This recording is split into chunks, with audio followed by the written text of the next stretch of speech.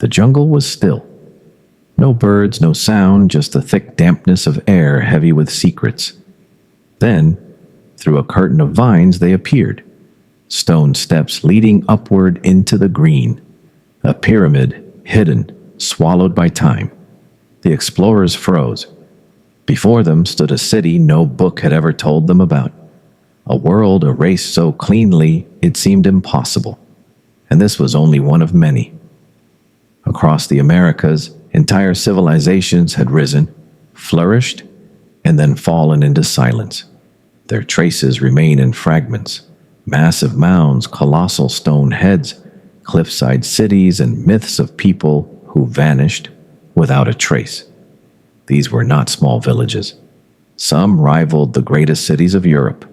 Some tracked the stars with uncanny precision. Some simply disappeared, leaving us to wonder why. Take Cahokia. Around the year 1100, in the middle of present-day Illinois, this was the largest city north of Mexico. Imagine it. Tens of thousands of people gathered in one place. Markets buzzing with traders carrying copper from the Great Lakes and seashells from the faraway Gulf of Mexico.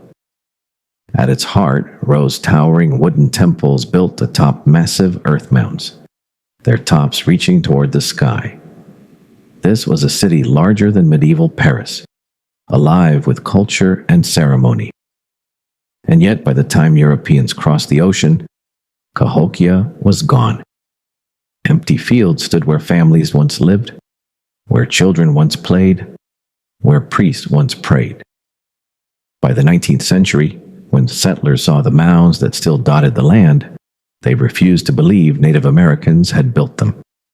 They invented myths of a lost race, erasing the truth of who really shaped the earth into monuments. But the evidence speaks. The Serpent Mound in Ohio, an enormous snake carved into the earth, its curves stretching longer than 3 football fields, is aligned with the setting sun on the longest day of the year. Think of it as a giant calendar etched into the ground, a living timepiece written not in ink, but in soil. So why did Cahokia collapse? Why did a culture advanced enough to move mountains of earth simply vanish?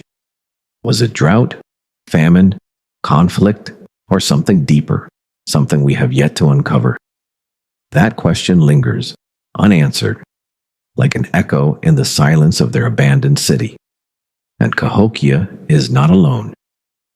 Travel further south, and another mystery emerges, one even older, one that carved its power into stone, the Olmec.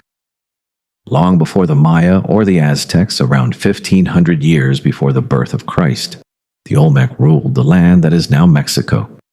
Their legacy? Colossal heads, 40-ton boulders sculpted into human faces, each with its own features, each staring silently across the centuries. How did they do it? They had no iron tools, no wheels, no beasts of burden to drag such weight. Moving a stone heavier than a modern tank without machines seems impossible.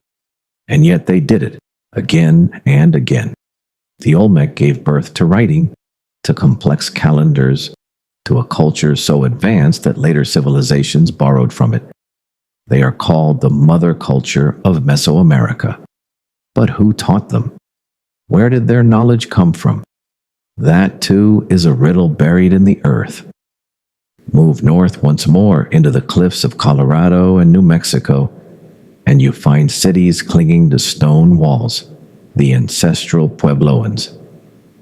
At Mesa Verde, entire communities were carved into sandstone, rooms stacked like ancient apartments tucked beneath overhangs.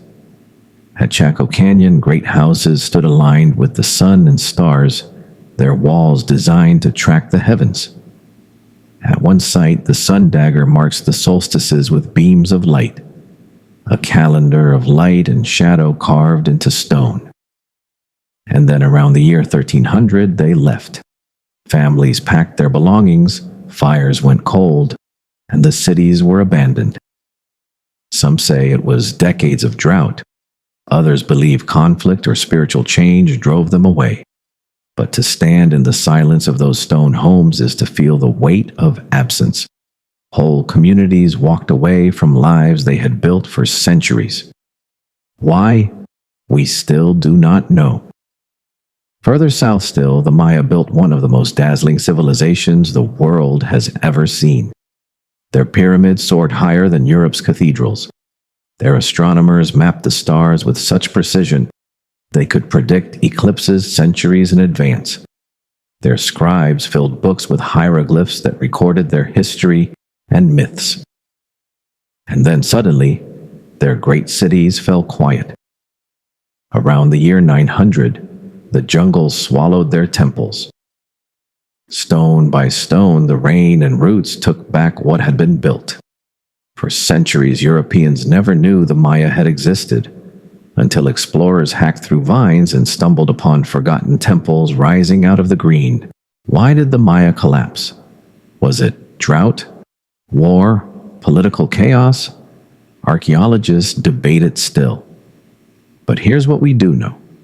In 2018, scientists using LiDAR, a kind of laser scanning that peels away the forest canopy digitally, revealed more than 60,000 hidden Maya structures in Guatemala. Roads, fortresses, and entire cities hidden for centuries. The jungle had concealed them, but they were there all along. History is still being rewritten, even now. And yet, not all knowledge lies in ruins. For generations, native peoples have passed down stories, legends of worlds that came before. The Hopi speak of cities built underground by earlier beings. The Cherokee tell of giant people who once walked the land. Across Mesoamerica, myths describe floods that destroyed earlier worlds. Are these just stories told around fires? Or are they fragments of memories, echoes of civilizations erased by time? Archaeologists dig, scientists scan, and explorers search. But for all we uncover, the mysteries remain. What else still lies hidden beneath our feet? How many more cities sleep under the soil, under the forests, waiting for light once more? Because if Cahokia could vanish, if the Olmec could rise and fade, if the Puebloans could walk away, if the Maya could be swallowed whole by the jungle, then what other worlds are we yet to find?